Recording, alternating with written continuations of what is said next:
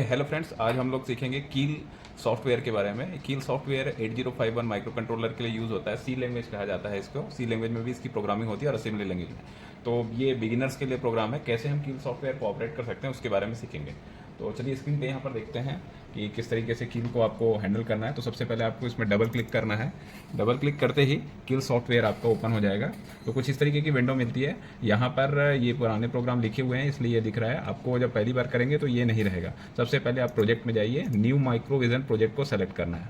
उसके बाद आप चाहें तो यहाँ अपने नाम का एक फोल्डर बना सकते हैं। ऐसे राइट क्लिक करके यहाँ राइट क्लिक कर लीजिए और एक अपने नाम का अगर फोल्डर कुछ बनाना हो तो आप वो यहाँ पर बना सकते हैं। जैसे हमने अभी ये नाम दे दिया और फिर उसको ओपन कर लीजिए। ओपन करने के बाद यहाँ पर जो प्रोजेक्ट आप चाहते हैं उस प्रोजेक्ट का नाम यहाँ पर लिख लीजिए। सपोज हमने यहाँ पर ले लिया इसे।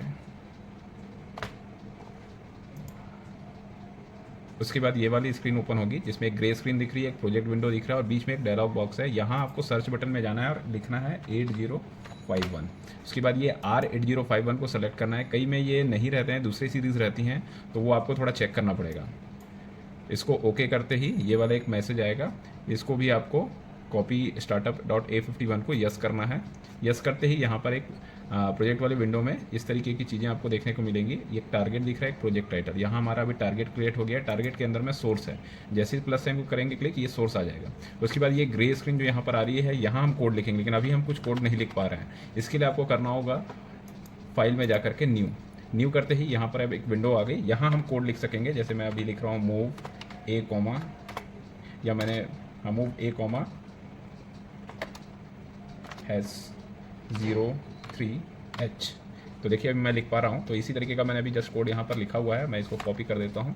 ये हमारा कोड आ गया। इस कोड को आने के बाद में अब आपको सेव करना है, तो सेव बटन दबा दीजिए। अब यहाँ फिर से आपको जो नाम यहाँ पर देना पड़ेगा, तो अभी हम इसको नाम दे देते हैं प्रैक्टिस में हमने नाम दे दिया प्रैक्टिस नंबर 4। सेव कर देते हैं। फाइल भी सेव हो गई। अब ये वाली फाइल इसके अंदर आ जानी चाहिए। तो यहाँ के लिए आपको राइट क्लिक करना होगा।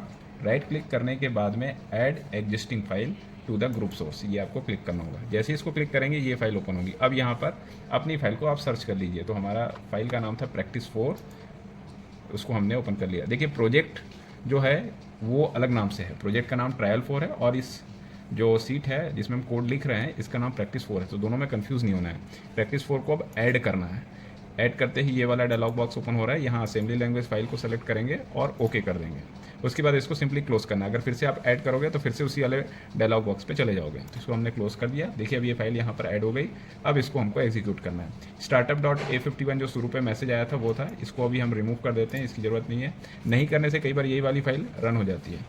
अब यहाँ हम जाते हैं प्रैक्टिस 4 पे क्लिक करते हैं और इसको हम चाहें तो ट्रांसलेट कर सकते हैं और नहीं तो डायरेक्ट बिल्ड टारगेट करना होगा। तो पहले ट्रांसलेट कर लीजिए। ट्रांसलेट करते ही यहाँ पर अगर कोई एरर होगा, वार्निंग होगा तो वो आ जाएगा। फिलहाल कोई एरर और वार्निंग नहीं है। अब इसको हम बिल्ड करते हैं।